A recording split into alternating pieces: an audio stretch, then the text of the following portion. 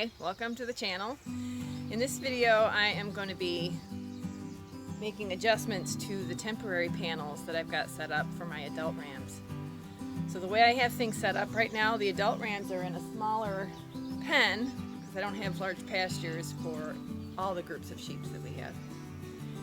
So I'm giving them access to fresh pasture. It's actually part of our yard that we mow, by shifting these temporary panels that I have. So I thought I'd just show you how I do that. The first thing I'm going to have to do is lock them in the pen, and then I'll create the temporary pen, moving it over to give them access to better grass.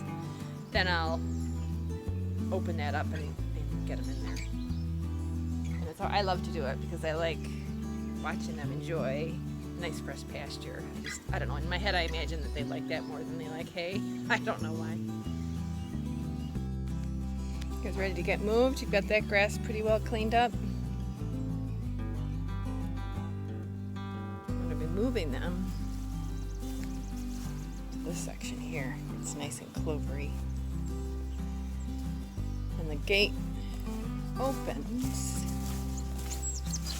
where Jon Snow's standing there. You know what? We're hungry. Let's go. Normally I'll just throw a little bit of hay over there just to get them inside of that pen so I can lock them in. You can see where some of the other sections over here where I've taken advantage of their grazing to keep the grass down. They cleaned up this pen really good for me. Normally I had to pull all that out, so that worked out really good.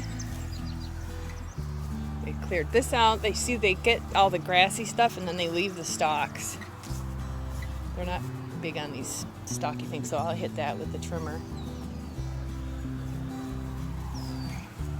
There's a lot of baling going on this weekend, or this week I mean. Conditions have been really good for that. Here's another section that I created for them. And then eventually, like Rich said, this back pasture that they use, it's attached to their little section here. Once this grass comes back, then they'll go back on this one.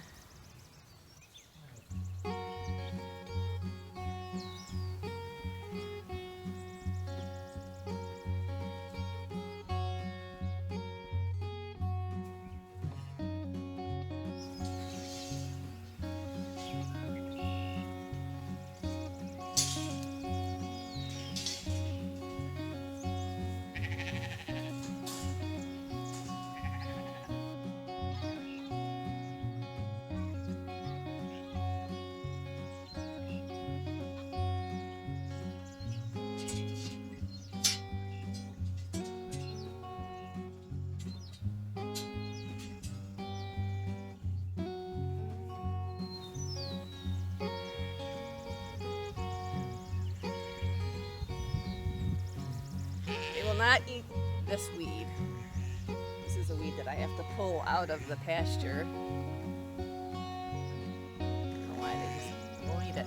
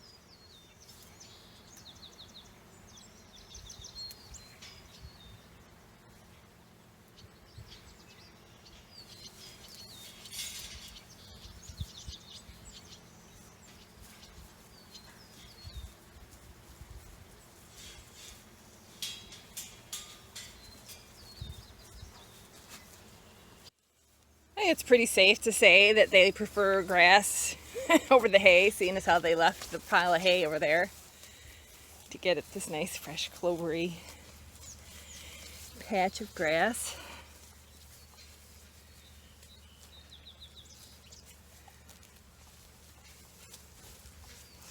So this is John Snow, right here, the gray one. This fawn one here is Frederick. The black ram is Loki. And the brown ram we still haven't named, that's Pearl's. Morit is actually the color, you say. So good.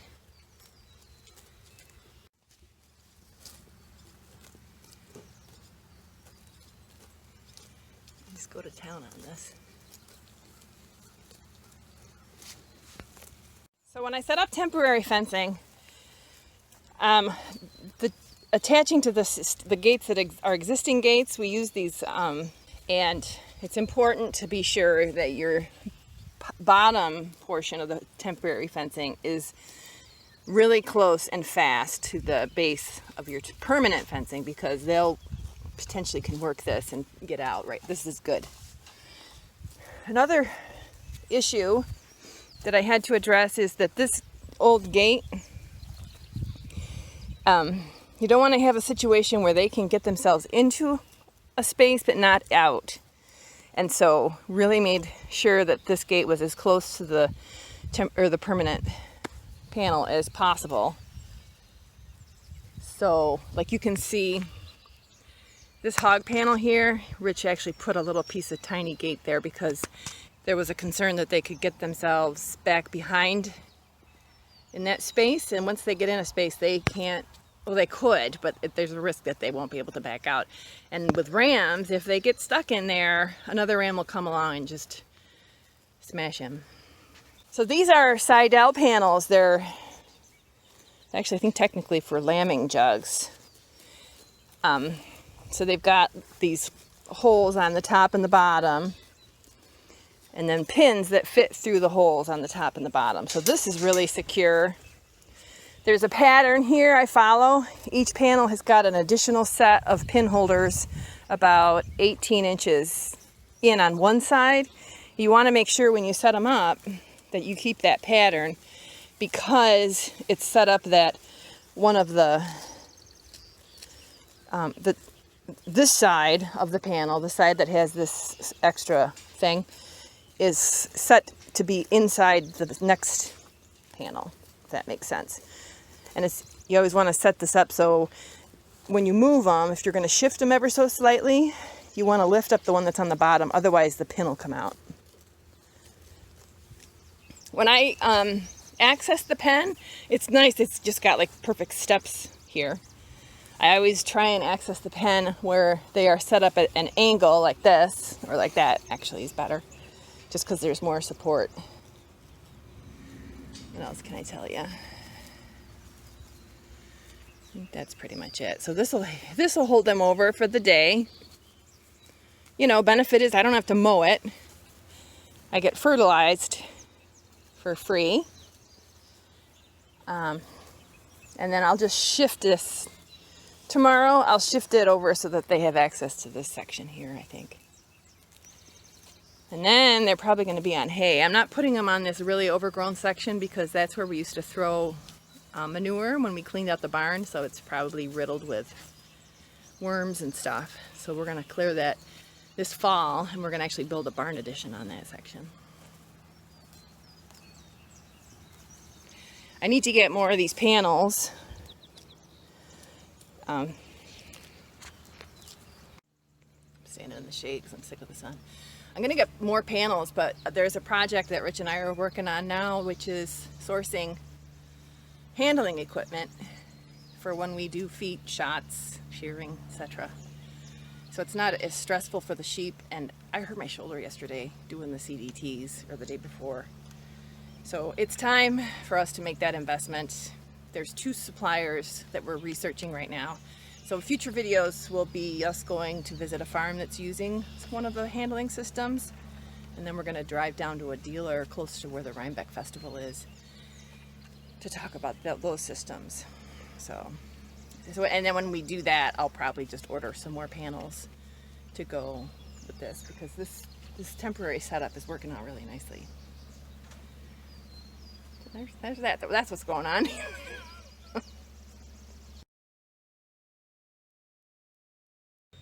Last Wednesday, Rich and I decided to take a break from all the work and enjoy a trip downtown Buffalo. So here's some footage from that excursion. So what we do is we live up here, and what we'll do is we will drive down. It takes about 40 minutes to get to the University Station, which has a park and ride parking lot. And there's where we get on the light rail.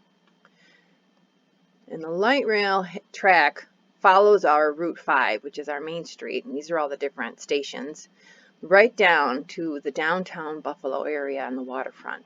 So it's a really nice day trip to just go down and explore the city of Buffalo. So that's what we did.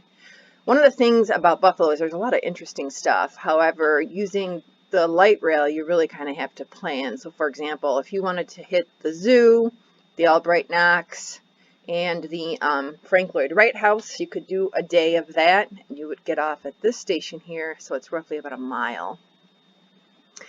Buffalo Museum of Science really isn't easily accessible. It's about a mile and a half to get from the Utica station to the science walking on foot.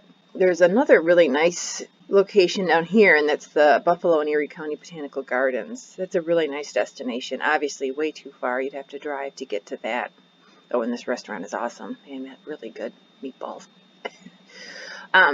So, like I said, we took Wednesday and we went down to this area here. And just one last thing, I know some people are going to wonder, Niagara Falls. So here's downtown Buffalo. Here is where the Niagara Falls State Park is.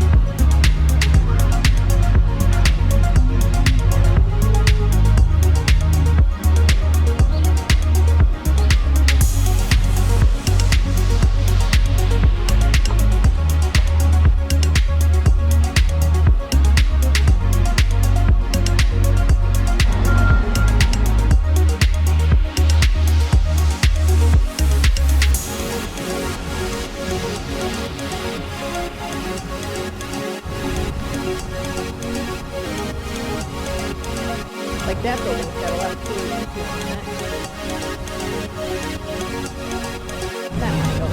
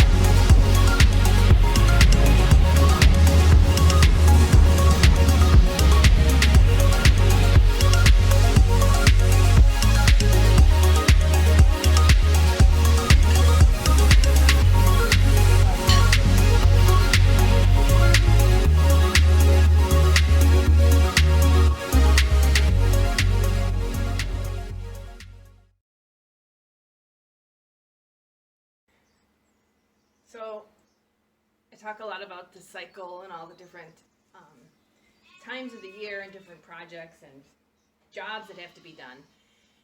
And at the end of June, so shearing is done, lambing is done. At the end of June is the time when I have to go through my whole roster of sheep and make a decision about which sheep I'm gonna move on to other farms. And I have to do that because we've only got capacity for about 55 sheep with the size of the barn and the size of our existing pastures.